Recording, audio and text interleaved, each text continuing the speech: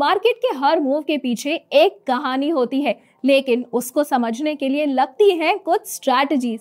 तो कमेंट्स में लिखो स्ट्रैटेजी, क्योंकि आज हम ट्रेडिंग की काफी पावरफुल स्ट्रैटेजीज को एक्सप्लोर करने वाले हैं।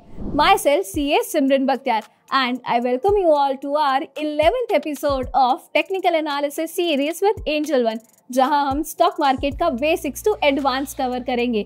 आज का टॉपिक है स्ट्रैटेजीज यूजिंग बोलिंगर बैंड्स, जिसमें हम देखेंगे कि कौन से ऐसी प्रैक्टिकल मेथड्स का यूज करके आप अपनी ट्रेडिंग को और भी प्रॉफिटेबल बना सकते हो। अगर आपको बोलिंगर बैंड्स को सही तरीके से यूज करना आता है तो आप ओवरबॉट, ओवरसोल्ड जोन्स और ब्रेकआउट्स को कॉन्फिडेंटली ट्रेड कर सकते हो।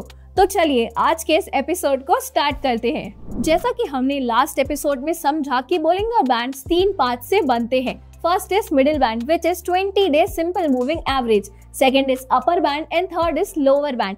ये बैंड्स मार्केट की वोलेटिलिटी के हिसाब से एक्सपैंड यानी कि वाइड और कॉन्ट्रैक्ट यानी कि नैरो होते हैं। जब प्राइस इन बैंड्स के आसपास मूव करता है तो आपको इम्पोर्टेंट ट्रेडिंग सिग्नल्स मिलते हैं। अब चलिए स्ट्रैटेजी समझते हैं जो आप बोलिंगर बैंड्स के साथ यूज कर सकते हैं। First strategy is Bollinger band squeeze strategy. Bollinger band squeeze तब होता है जब अपर और लोअर बैंड इस तरीके से एक दूसरे के करीब आ जाते हैं, यानी कि बैंड्स नैरो हो जाते हैं। ये लो वोलेटिलिटी का सिग्नल है और अक्सर मार्केट में एक ब्रेकआउट होने वाला होता है। लेकिन सवाल ये आता है कि इसका यूज कैसे करना चाहिए।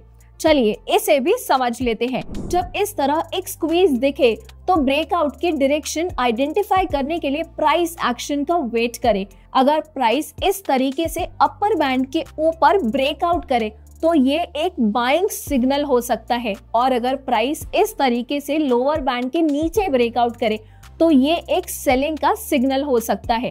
Now coming to second strategy which is reversal from bands. जब प्राइस इस तरीके से अपर बैंड को टच करता है तो मार्केट ओवरबॉट हो सकता है और रिवर्सल का चांस होता है।